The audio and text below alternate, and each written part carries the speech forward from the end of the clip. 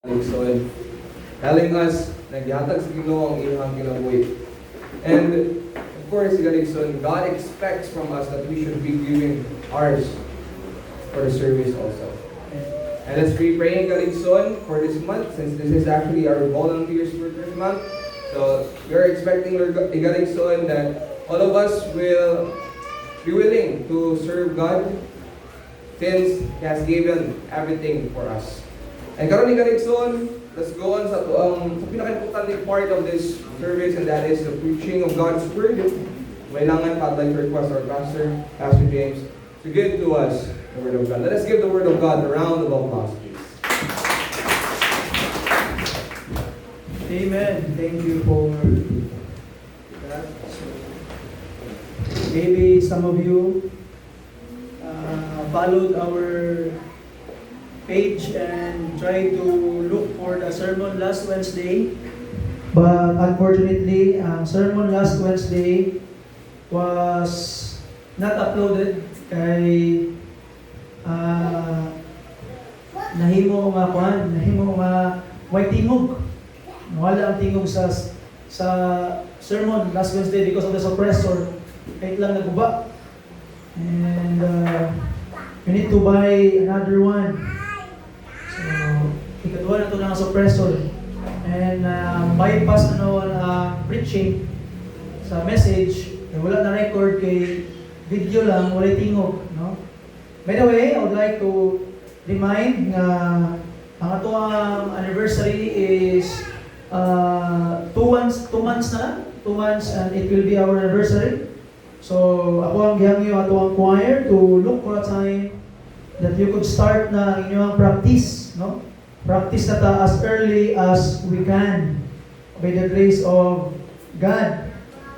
So, choir, have your practice sa inyong choir para mahimong matagaan o time gyud ang ato ang panimbahon, ato ang kanta, itong singing. So, 2 Corinthians chapter 1, sa itong mga Bible palihog. 2 Corinthians chapter 1. By the way, I have already contacted Brother Pastor Darwin Dallas. He will be preaching for us this coming anniversary. And, he is one of the churches that we are supporting with the grace of God. And by the grace of God, we will be hearing from him. Karong umaabot nga anniversary nga kaigsuonan. First, 2 Corinthians chapter 1, let us read verse 3 paingon sa verse 11. If you're there, say Amen. Palihog, tindog ka para sa paghatag o pagtagad sa pagbasa sa pulong sa atong Ginoo. Ang pulong sa Ginoo nagaingon, verse 3, Blessed be God, even the Father of our Lord Jesus Christ, the Father of mercies, and the God of all comfort, who comforted us in all our tribulation, that we may be able to comfort them which are in any trouble by the comfort wherewith we ourselves are comforted of God. For as the suffering of Christ abound in us, so our consolation also abounded by Christ. And whether we be afflicted, it is for your consolation and salvation, which is effectual in the enduring of the same suffering which we also suffer. Or whether we be comforted, it is for your consolation and salvation. And our hope of you is steadfast, knowing that as ye are partakers of the sufferings, so shall ye be also of the consolation. For we would not, brethren, have you ignorant of our trouble which came to us in Asia, that we were pressed out of measure, above strength, in so much that we despaired even of life.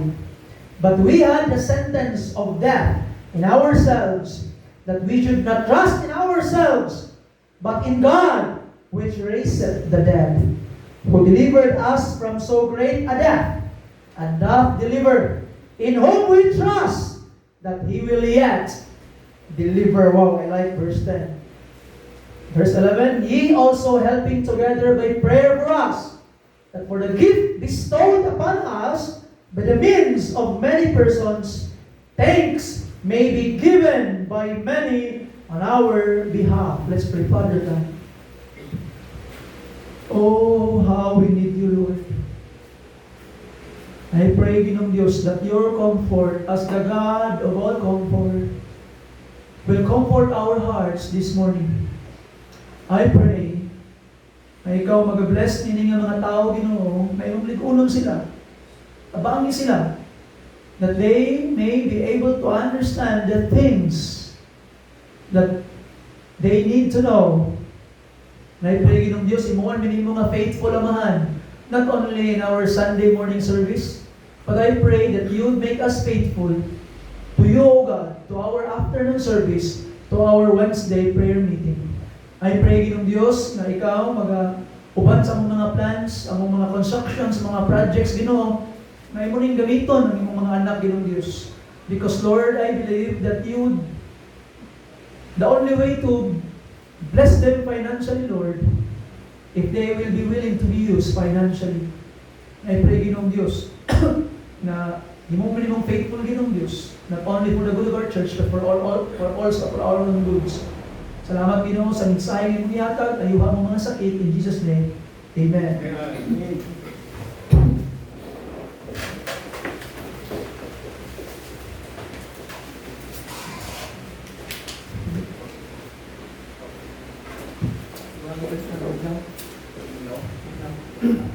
Thank you, Brother Pedro.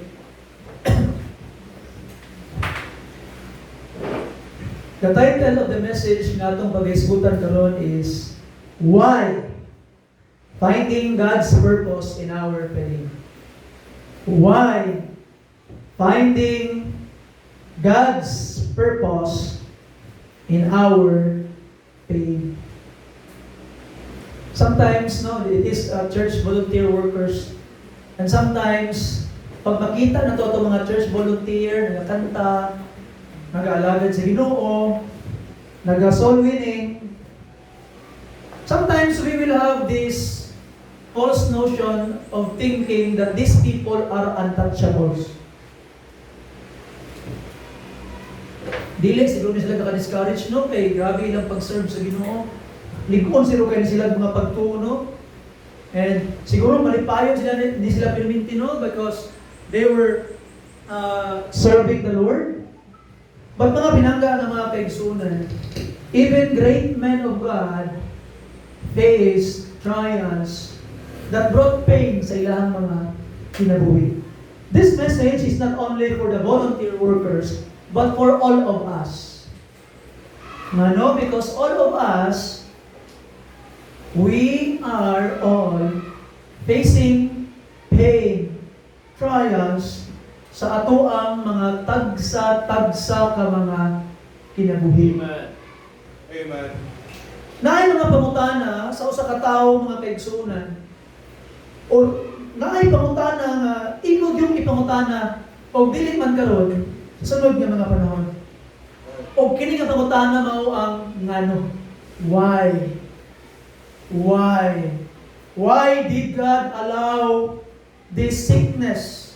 Why did God allow that I will lose my job? Nganong gi-allow sa Ginoo nga mamatay akong anak? Why did God allow that my loved ones will leave me? Why did God allow this horrible thing to happen to me? And one of the greatest or the hardest question a pastor have here is the question why. Ngano, pastor? Nganong gitugot man ni sa Ginoo? That question is not an easy question. Job asked it, David asked it, Jeremiah asked it, even faithful believers sometimes cry, Lord, why? Ginoo? Ngano, Lord? Ngano, Lord? And ato makita mga kaigsuunan, the Bible does not explain why every tragedy happens. Dili perminti explain sa Ginoo why did that happen. Job never received answer, neither will we. But although God may not answer every why, tanang ngano dili man galing tumagon sa Ginoo. But the very good thing is He does reveal His purpose in every suffering. Because there is no purposeless evil ibabaw sa kalibutan. Every suffering we face, ihatag sa Ginoo or i-reveal sa Ginoo ang purpose nga nung gitugot na niya.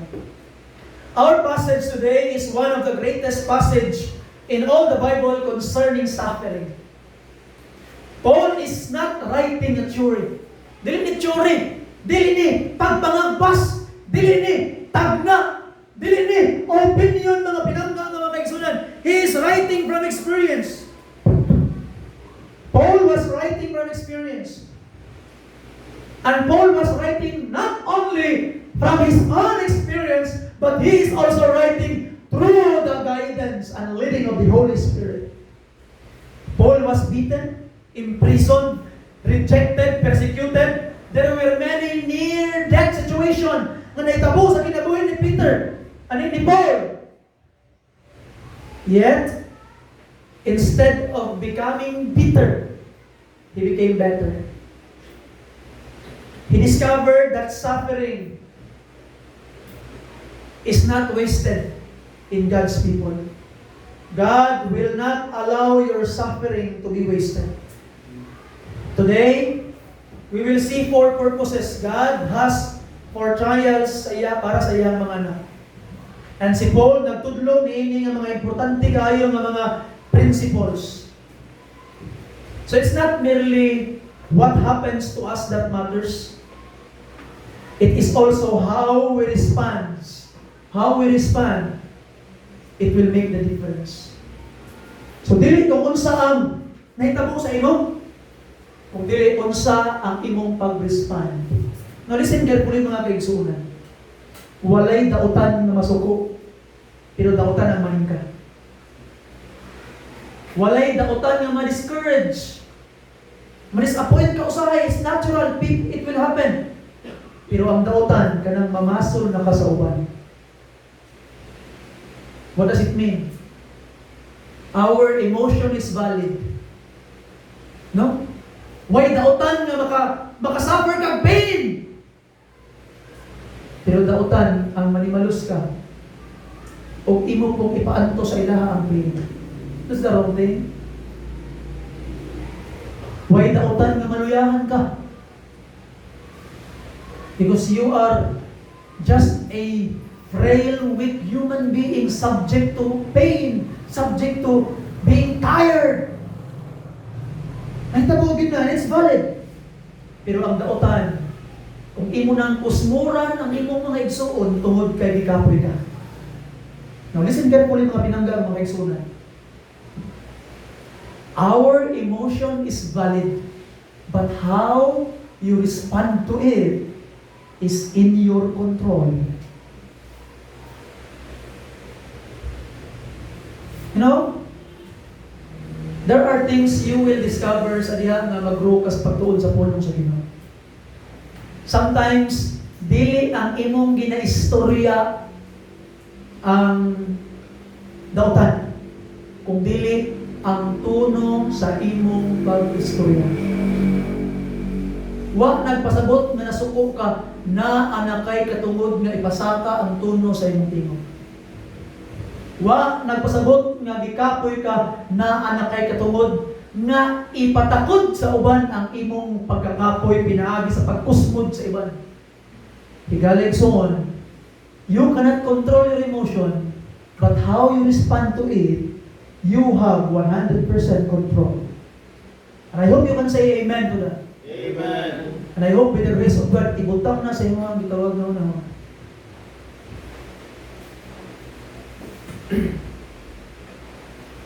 One lady from our church told me, Pastor, murag lain, di ko isapot yung kurang pastor. Murag, Lamig kayo kanang ikasuko pastor, pero na-remember na ko ang mensahe sa pulong sa Ginoo na dapat dili emotion ang ato ang tumanon, kung dili kung unsa ang tama.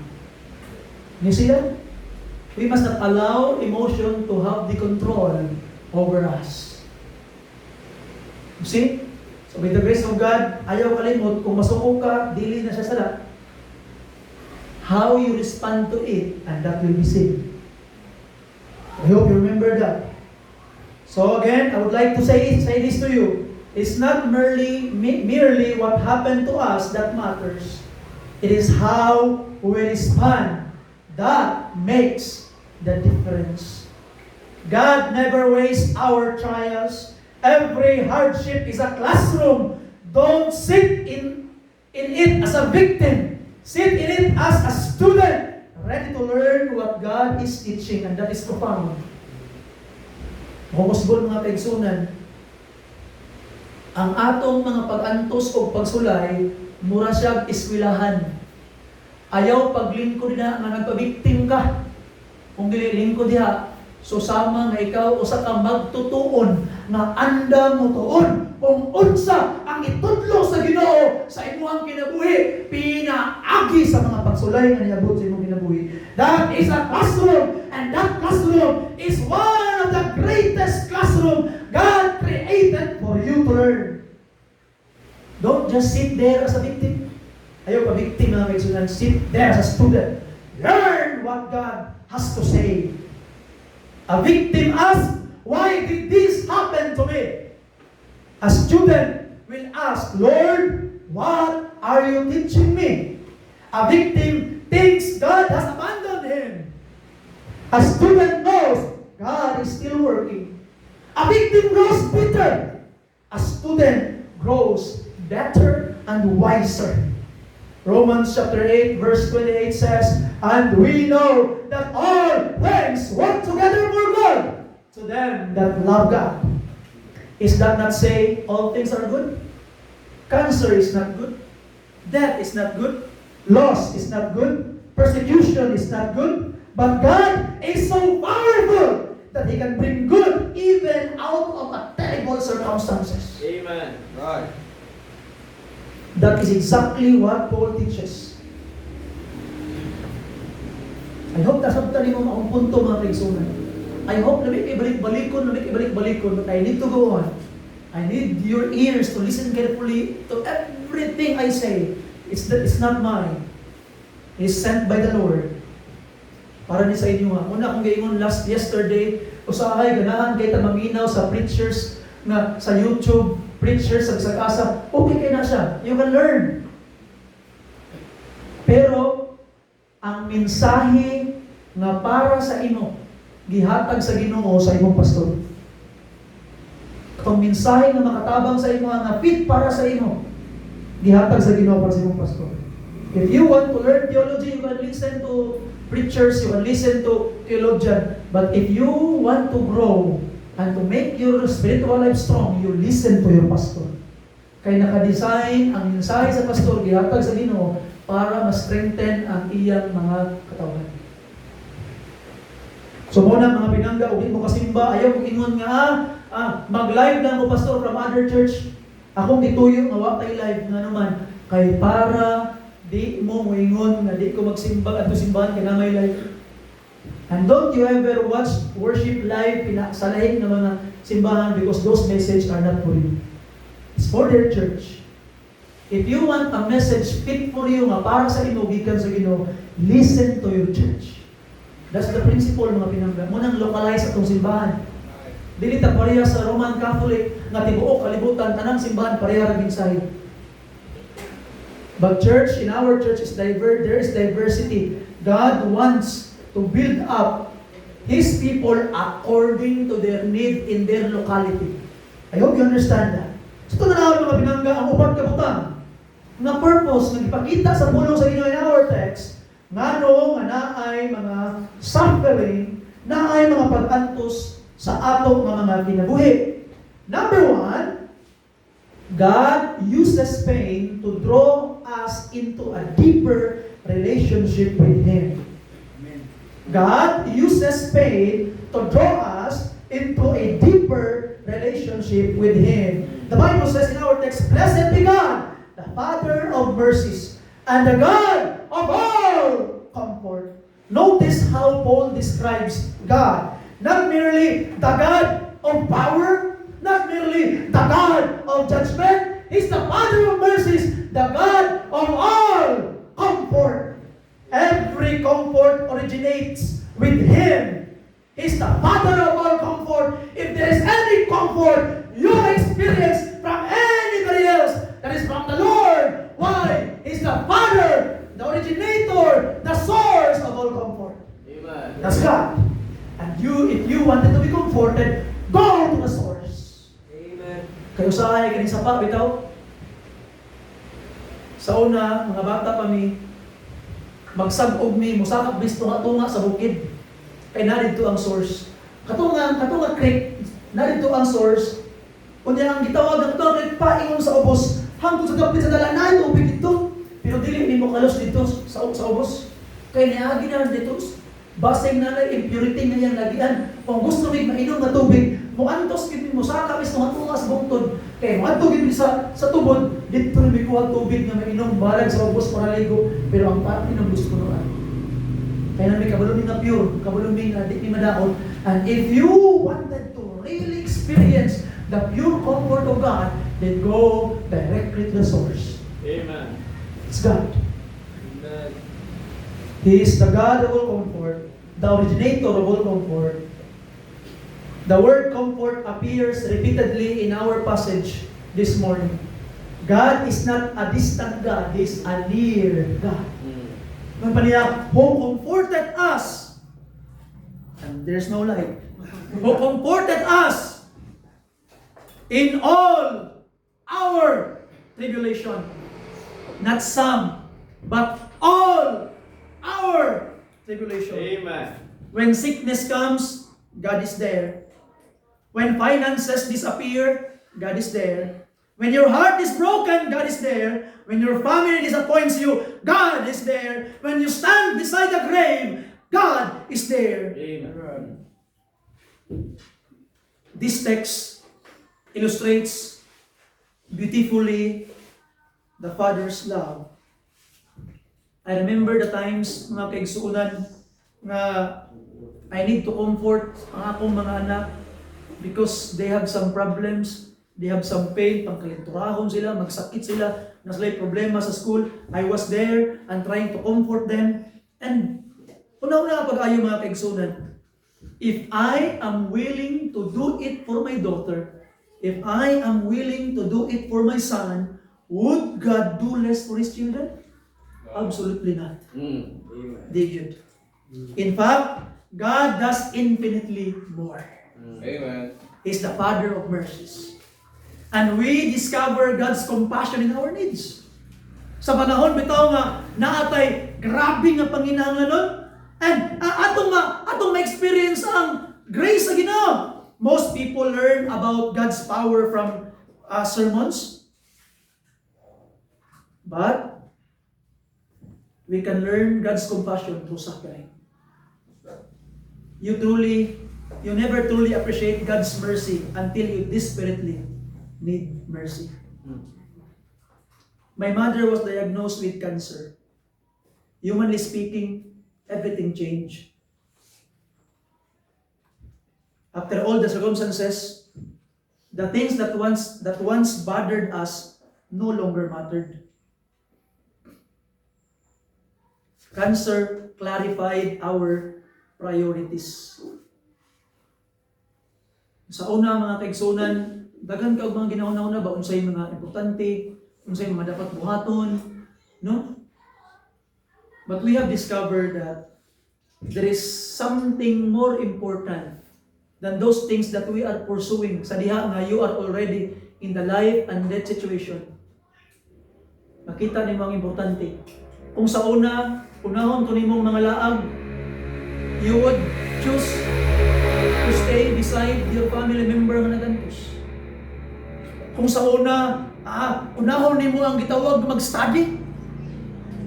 Pero kung naimo ang family member na nasa suffering, especially those people you really love, bro, wag kay gana pong musadi kay gusto mong apong dito, and everybody around you can understand.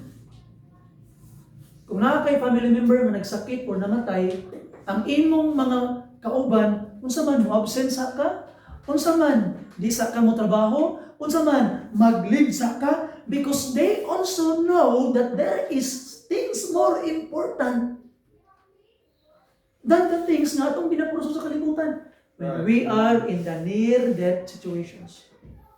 You see? Na ato makitaan na kasi sometimes kaning mga suffering will clarify our priorities. And more importantly, it will deepen our belief in God's sovereignty. Sickness can sometimes be a blessing. Cancer is not good. No diseases. But suffering can become the channel through which God's comfort flows. Sometimes we know God best when life hurts the most. Daghang mga Kristohanon nga makatestify. No? Na-met na ko ang Ginoo, bati na ko ang kaayo sa Ginoo nga sa diha nga nami sa ospital, pastor. Sa diha nga namatay ako ang minahal sa kinabuhi, pastor. Nabati na ko kung unsa ka maayo ang Ginoo, nag-provide gid ang Ginoo sa among gikinahanglan. Sa diha nga nawala akong trabaho, pastor. Gitawag na akong ginahuna-huna karon lang ni survive man gyapon mi, nabuhi man gyapon mi. Nabati na ko ang kamaayo sa Ginoo, pastor. And there was life.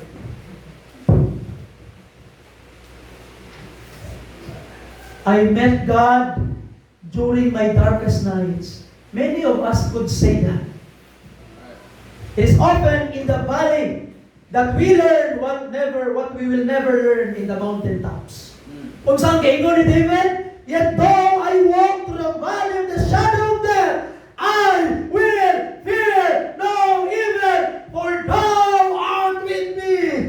He did not say, I learned that God was with me in the top of my life, in the mountaintops, when I was king, when I was full, when I was powerful. I learned that God was with me. No! David said, I learned that God was with me when I was walking in the valley of the shadow of death. So this suffering, mga pinangga, will deepen our relationship to our Savior. In the valleys, we will learn that God is there, is present. Perhaps someone listening today is asking, Lord, naman ka Ginoo? Kung sa man ang imong ginabuhat sa akong ginabuhi karon? Paul's answer is this. He is exactly where He has always been, beside you, strengthening you, comforting you, carrying you through. You may not understand His ways, but you can trust His heart.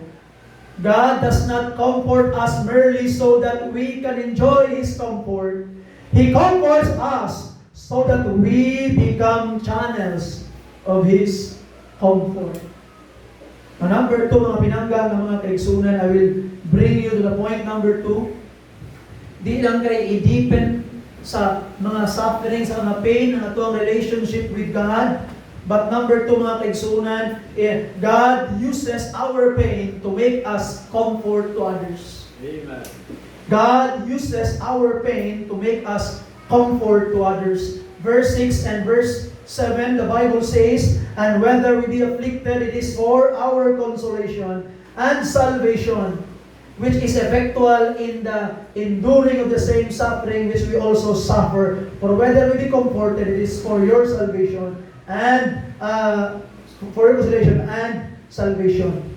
And ato makita man verse 4, who comforted us in all our tribulation, that we may be able to comfort them which are in any trouble by the comfort wherewith we ourselves are comforted of God. So ato makita mga kaigsunan that the comfort we receive from God, we could be a comfort to others too. So this is one of the greatest truth na akong isulti sa inyo karon. Aminawan ninyo pagayo. Diba number 2, God uses our pain to make us comfort to others? Now listen carefully. Your suffering is not just about you. Let me repeat. Your suffering is not just about you. That is difficult to accept. When we hurt, sakitan ka, malain ka, ma-discourage ka, our attention will naturally go inward. Mga tanan ta, Lord, nga nang ako man nagkakagian Ginoo, why am I going through these things? Nga nang ako man may experience Ginoo, ikaw magsaantos to ba? Inward kay kapinminti. But Paul says, God has something much bigger in mind. God is preparing you to become a blessing to someone else. Notice on verse 4, that we may be able to comfort them, that in any trouble, by the comfort wherewith we ourselves are comforted of God. God's comfort never stops with us. It flows through us. There is a beautiful pattern through Scripture. God blesses us, not merely for our enjoyment, but so we may become blessings to others. Si Abraham, sa may nagtabok ang Abraham, ngun pang Ginoo kang Abraham, I will bless you, that all the families of the earth will be blessed, pinaagi sa imuhan. So God's comfort for His children, God comforts His children so they can comfort others. So God never wastes pain. Dili sayangan sa Ginoo ang pain nga imong gibati. Paul looked back over his imprisonment, his beatings, shipwrecks, persecutions, sleepless nights, yang kagutom, rejection sa mga tao sa iya, and instead of saying, what a waste! Sayanga, oy! Sayanga ato nga part sa akong kinabuhi, uy! Nagrabe akong pag-antos, grabe gi-reject ko ato, nag-antos ko ato, bilar ko ato, grabe ako ang insomnia ko katulog tungkol sa pagunahuna, sa mga problema sa akong kinabuhi, grabe kay ito! Pero sa iyang gingon, he concluded God was preparing him to help somebody else. Because the comfort he received will be used to comfort others who have the same suffering. Paul looked at his suffering and concluded, this isn't just for me. God is doing something in me for the benefit of others. That changed everything. When you realize your suffering has a purpose. Di lang nini nga pag-antos lang, sakit lang, no, nga trouble lang. No, there's a purpose. So you will stop asking, why me? Anong ako? And begin asking, Lord, who are you preparing me to help? Amen. Kinsa man Ginoo akong matabangan in the future with the same pain that I am going through one day. Who is that person that you are preparing me to help, Lord?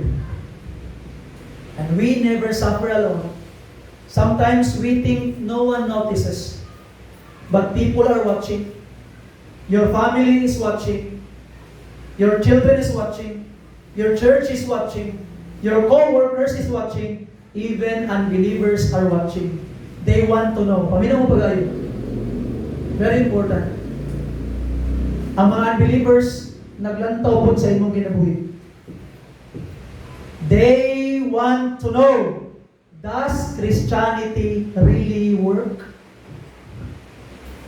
It is easy to praise God when life is good. It is easy to smile when the bank account is full. It is easy to testify when everyone is healthy. But what happens when cancer comes? When business fails? When your spouse leaves? When your child rebels? When death enters your home? That is when the world watches. They want to know if Jesus is truly enough. Igo na ba yun si Jesus? So mga Kristohanon, when you are suffering, ang mga nangaluwas, ang mga unsaved people is watching your life. Igo na ba si Jesus? Maglikramo ba ni siya? Iya bang basulong ng ubang mga tao? People will be watching watching your life. Kung unsa ang imong reaction in your suffering. So igala igsoon, people are watching you. Your suffering is not for you alone. Paul or Peter wrote, sanctify the Lord God in your heart and be ready to always give an answer. That will be the text for our lesson this afternoon. Sometimes our strongest testimony is not spoken, is lived. Dili to atong gisulti, dili atong gikinabuhi. People see peace of God in the middle of our storms. Then that's the time the word will say, tinuod gyud ay Jesus is enough. Now, kung naay tao nga makita sa imong karon sa imong pagantos, naay tao nga makita karon sa imong suffering, what will be your reaction and what will be the reaction of the people of the world when they are watching you? Can they say, truly, in the life of this person, truly, Jesus was effective. Maybe Jesus will be effective to me. I'll try Jesus. It's good to him. It's good to her. Maybe in me, he is also the answer. And they will discover, truly, si Jesus may bigay ito ba. And you know, it's very important, suffering softens our heart. Magantos bitaw ka, mahumok imo kasi. God allows suffering because it softens us. Without hardships, we easily become hard-hearted. Mahimutang impatient ba? Critical, judgmental, and we begin thinking, kung tinuod ka na strong na Christian, ano mag-struggle man ka? Maana rin ka rin dito. Kung tinuod ka na believer, ano mag-inana man ka? Kung tinuod ka na tuho kang Jesus, nganong magilang-hilang man ka? Nganong ma-discourage man ka? Nganong ma-disappoint man ka? Sometimes that is the things that are going on in our mind, in our mouth. Maraming ka na, pag-move-on na gano'n, mura magkaway pagtuos, Ginoo. Nganong binibinti lang ka ma-discourage? Pero one day, God allow you to walk through your own valley and suddenly you understand. Now, you know what grief feels like. Now you know what loneliness feels like. Now you know what disappointment feels like. Now you know what sleeplessness feels like. And suddenly, instead nga mo criticize ka, you begin comforting. Instead of judging, you begin praying. Instead of condemning, you begin weeping with those that weep. So go sa Ginoo in Romans chapter 12 verse 15, rejoice with them that rejoice and weep with them that weep. Only broken people truly know how to minister to broken people. Itong mga judgmental kayo ng mga tao, ulat lang mo kung inyo ng type. Sama na siya, mura magbuhay pagtuos Ginoo. Sige ka discourage, sige ka disappoint. Ulat nga ikaw ng type. Itong ikaw na. Ikaw na po ang kinahanglan na encourage. You see? So our troubles will soften our heart. Hindi na maka-judge. And when they cry, you cry with them. Because you know the pain. You know the pain. God's greatest servants were often wounded. The Lord's strongest weapon are forged on the anvil of adversity. I hear that from a preacher. I forgot the name.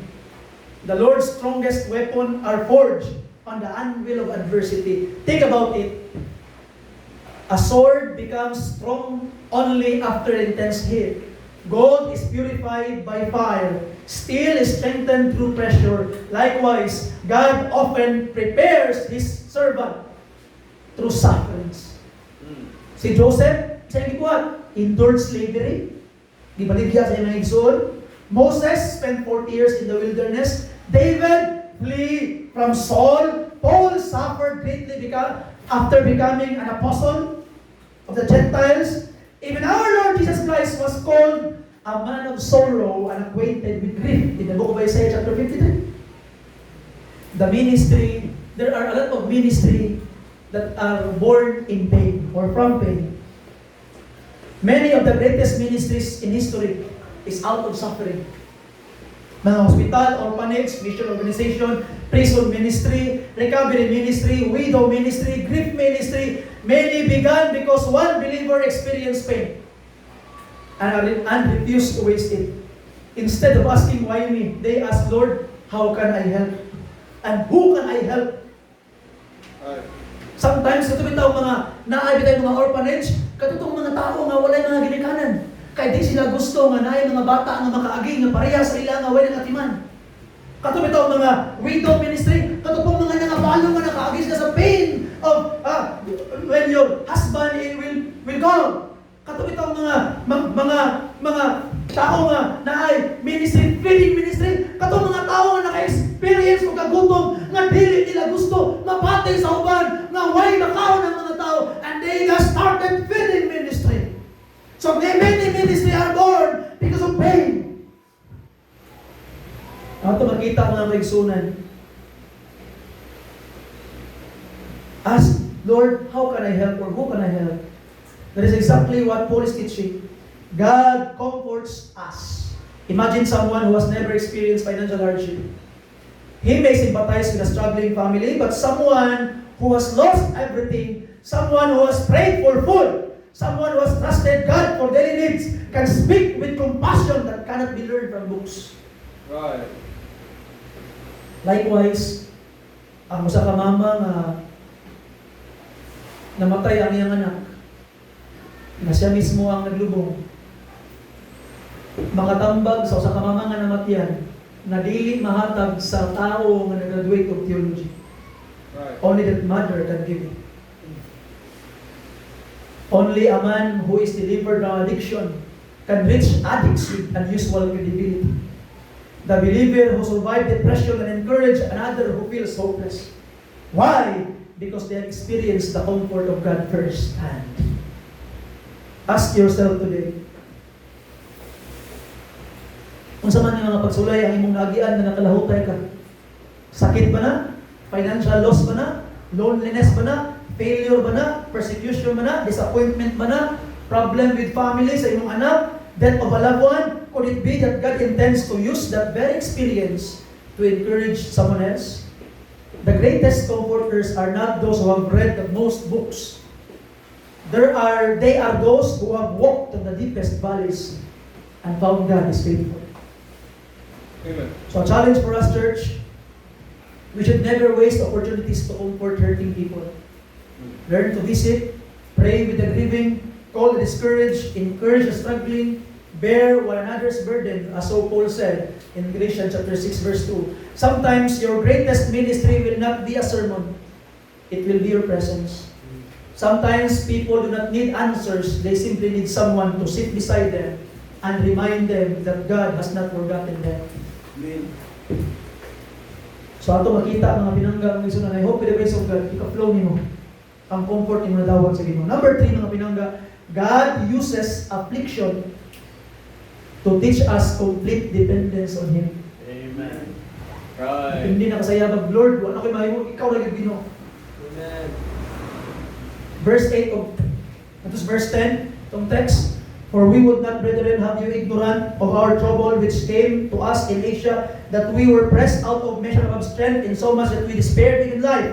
But we have the sentence of death in ourselves, that we should not trust in ourselves, but in God, which raised the dead, who delivered us from great death, and that delivered, in whom we trust that He will yet deliver. These verses are some of the most personal words Paul ever wrote. The great apostle, the missionary, preacher, church planter, writer of scripture, admits that there were times when he thought he was going to die. Matay na siguro ko, we despaired even to life. Ano pa niya, we were pressed out of measure. Unbearable na kayo, bugat na kayo, above strength, beyond our human ability, di na makaya. We despaired even of life, mamatay na mi. This is not a language of defeat. This is an honest testimony of a servant of God who had reached the end of himself and learned to depend on God. Even great men of God reach their limits. Sometimes we imagine that heroes of the Bible have never struggled. But that is not true. Elijah sat beneath a juniper tree asking God to take his life. Jeremiah asked Lord, may pagwa ko na tao, Ginoo, may pag namatay ko, Ginoo, sa diha nga gianda ko, and even Job, may pag nakwaan akong mama, Ginoo, sa diha gibuntis ko niya, yung pala Job. David often cried unto the Lord from deep distress. Even the Lord Jesus Christ in Gethsemane, my soul is exceeding sorrowful, even unto death. Paul is saying, I reached the place where I have no strength left. Muna ginayon ni Paul. And if Paul could reach that point, otro ka, makabot mo ka na. Kanang panahon ito nga, wak na, murag, surrender na ka. Murag, wak na kay kaadtuan. There are valleys too deep for human wisdom. There are storms too fierce for human strength. God never promised that we would always feel strong, but He did promise that His grace will always be sufficient. Amen. Amen. God did allow such pressure. Why did God allow such pressure? The answer ni Paul ang verse 9, that we should not trust in ourselves, but in God which raised the dead. Amen. Notice carefully, Paul does not say this happened because God was angry. Wala na sukong Ginoo. This happened because we start trusting ourselves.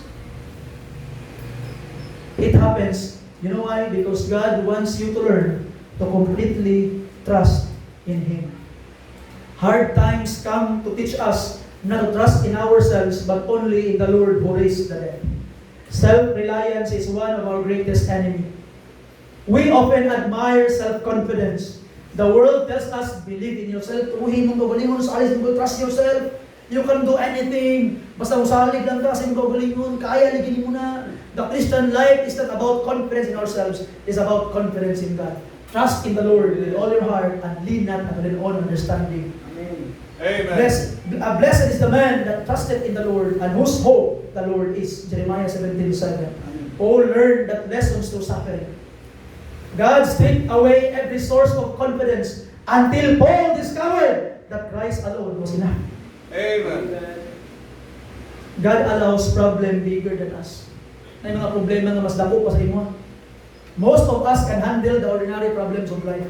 May mga kauban sa trabaho, mapadlungon, busy nga schedule, sakit nga mga minor nga pwede lang paracetamol. We learn to manage those. But sometimes, God permits a problem that completely overwhelms us. Right. We are coping.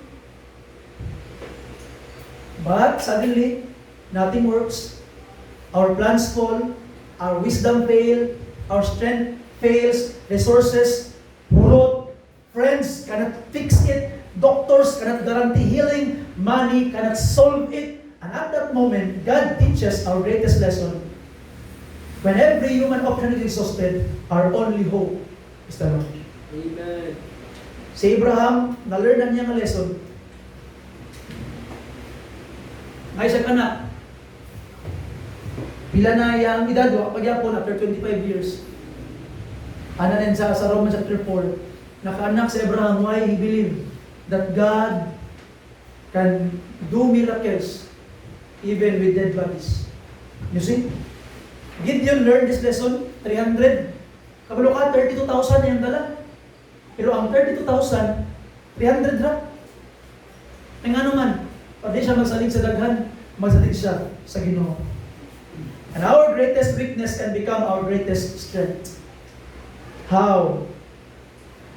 First, 2 Corinthians chapter 12, mga kaigsunan, sa tuwang upcoming verse for our anniversary. My grace is sufficient for thee, for my strength is made perfect in weakness. Notice, God's strength shines brightest when our strength is gone. As long as we think, I can handle this, we rarely depend on God. But when we finally admit, Lord, I cannot, God says, now let me. You know, I have written this message because of the question of my daughter. Si Sinsin. No? And si Sinsin, hindi na siya sa Facebook na ano ito, murag na reels. And there was a story about an atheist and a doctor atheist and someone, I don't believe in God. Ano man, because if God is there, why are there a lot of many people suffering? And the answer of this man sa doktor na atheist, I don't believe in doctors. Oh, why don't you believe in doctors? I am one. There are many people sick there. Kung napay doktor nga no, nagsakit man sila. And the doctor said, I can only help them if they come to me. Ano itong gitawag na tao? Just like God, He can only help you if you come to me. What a nice story. But theologically, it's wrong. Akong explain sa ako ang anak, remember ni mo si Gideon, di ba na yung picture? And, kasi na yung cellphone diya, cellphone. Cellphone nga na yung flashlight, palihog. Luya, kung yung pangayon yung cellphone. Na yung flashlight, yung flashlight.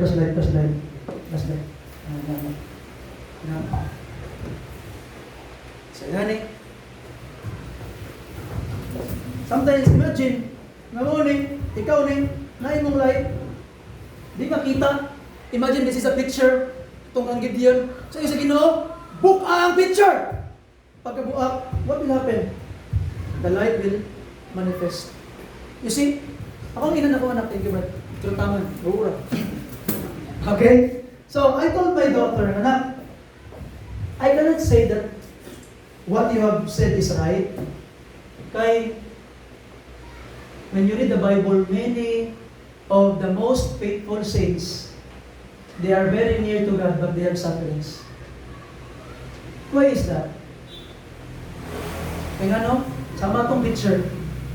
That picture can only shine its light when it is broken. You see? So ato makita ang mga pinangga ng mga kaigsunan.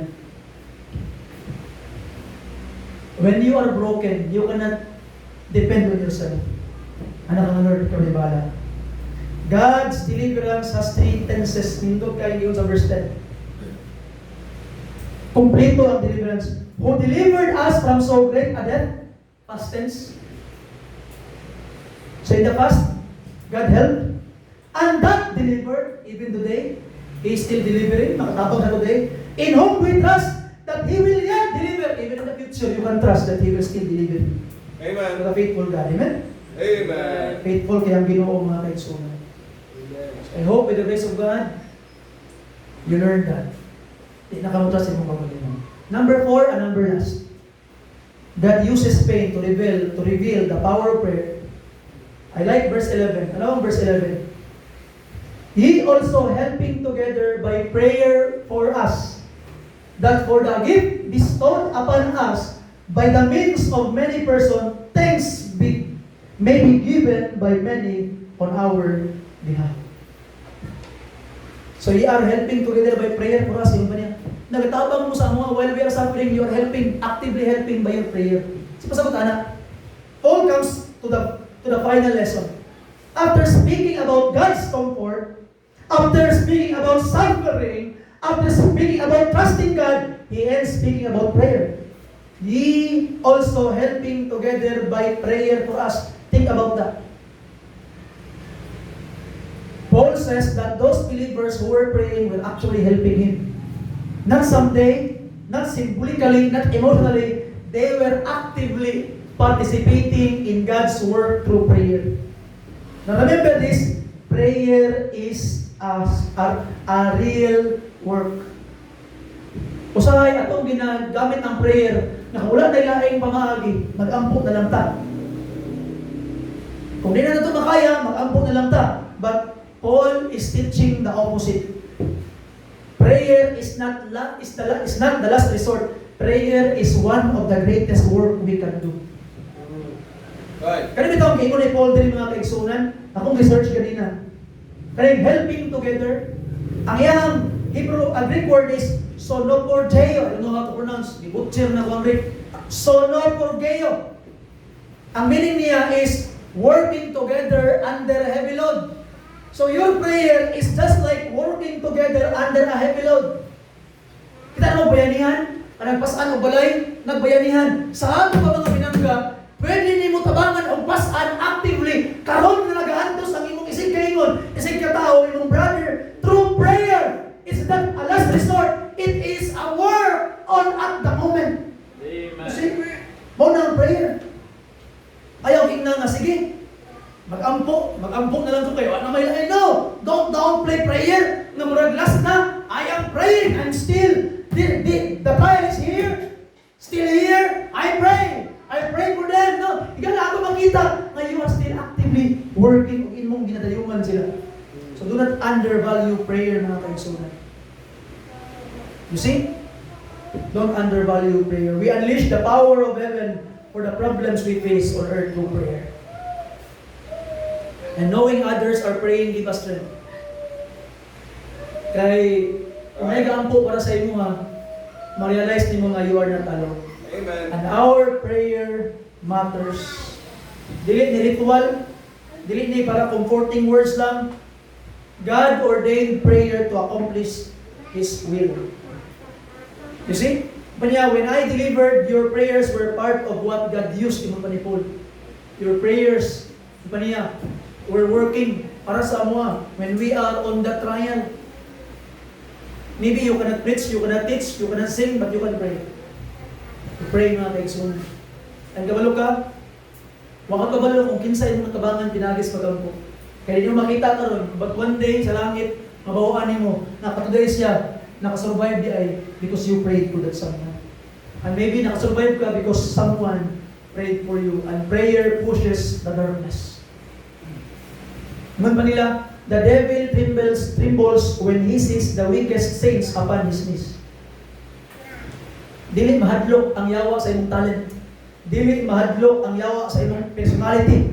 Pero mahadlok siya sa diha na nagsalig kas Ginoo diha sa pag-ampo. So naay duha ka buok pamagi para magantos mga kaigsunan. You can suffer alone or you can suffer with God. So I hope you choose you suffer with God. And by the grace of God, from God, comforting us, and from us, comforting others. Ripple effect ba? Pero ito, gagabay kag bato sa sapa. Kanya katong iyang ripple, muad to sunahan. I hope by the grace of God, mga kaigsunan nito ng buhat. Palihog rin yung gatanan. I will close. Okay. So on, you have here the purpose of pain, suffering. Ang pag-antos di ay mauday pamagi sa Ginoo para mas maduol ka sa iya. Ang pag-antos di ay ginagamit din sa Ginoo para mahimot ang equip na makatabang sa uban. Ang pag-antos di ay ginagamit sa Ginoo para mahimot ang empty tong kagalingon o atong ibutang atong full trust sa Dios. Ang pag-antos di ay atong himo nga ebidensya nga nagaday gahom ang gitawag na pag-ampo. So mga pinangga nga mga kaigsunan, don't allow your pain to be wasted. Be a wounded healer. Every Christian has wounds. Some wounds are visible, many are not. Some carry scars from sickness, from rejection, from financial hardship, from broken families, from betrayal, from grief, from disobedience of your children. Don't waste it. Be a wounded comforter. Wounded healer. Huwag ka di-abandon sa Ginoo. You come to Him. Labor, you will let labor and heavy laden, come to Him. He will give you rest. Karoon mga kaigsunan. Doon sa Ginoo.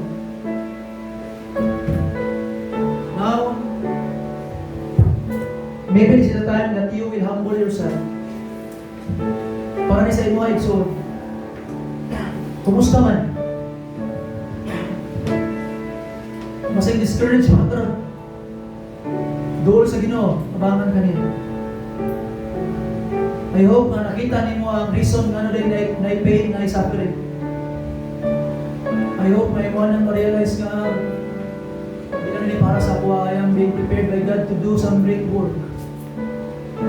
Kung mas maduol ka sa iya, mas mahumog ang imong kasing-kasing. Hindi na nila i-judge ang uban. Kaya kasabot ka o sa kasakit. But maybe nasa to ako rin that you need to go to the source. Ato sa source, ato kang Jesus, ato sa Diyos. Sa Father of all mercies and God of all comfort, come to Him now. As we sing verse 1, Brother Lawrence, please. Para ni sa imo ha. I don't know what pain na imong kinagian karon. Pero kasabot ang Ginoo. Tabangan ka niya, humble lang na. Focus lang good. Ayaw lang good pagkaya imong kasing-kasing. He will help you. He will bless you. Verse 1, Brother Lawrence, please.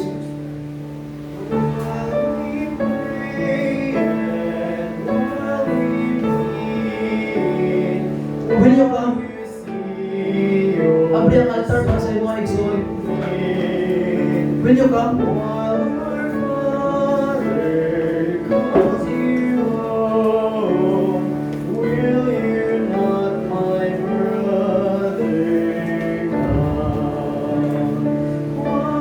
You come to Jesus now.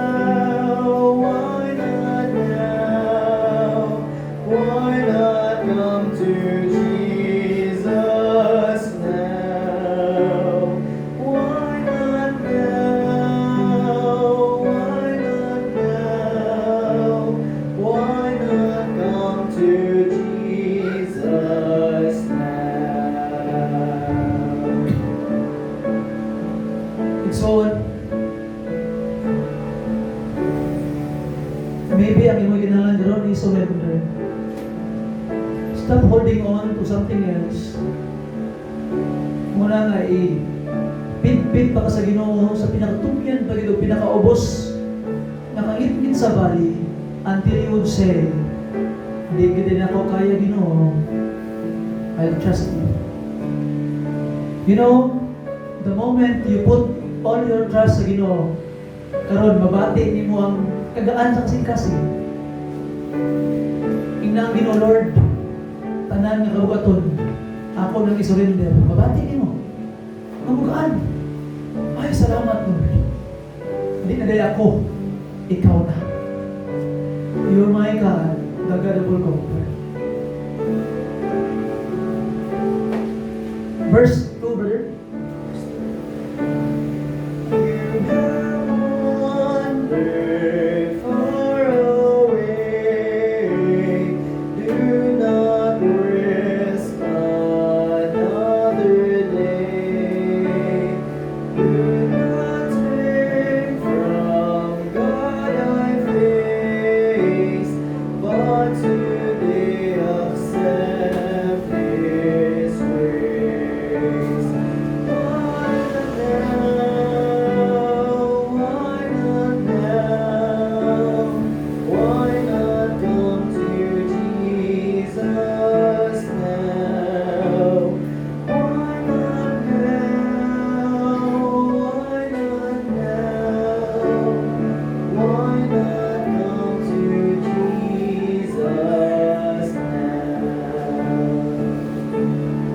Last verse. Come to Christ, confession made. Come to Christ and pardon take. Trust in Him from day to day.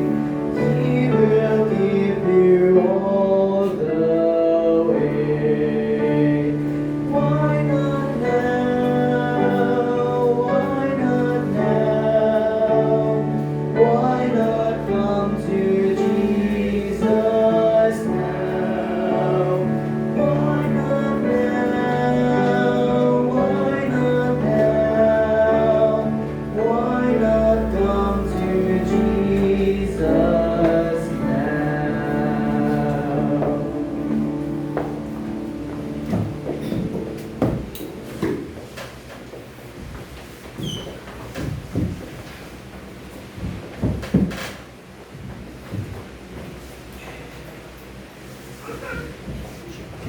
Amen. Before na mag-close tayo yung prayer, ang ginahangad na natin, please rise. Please rise. Pick up your hymnal. Let's sing one verse. 308, palihog. 308, I surrender all.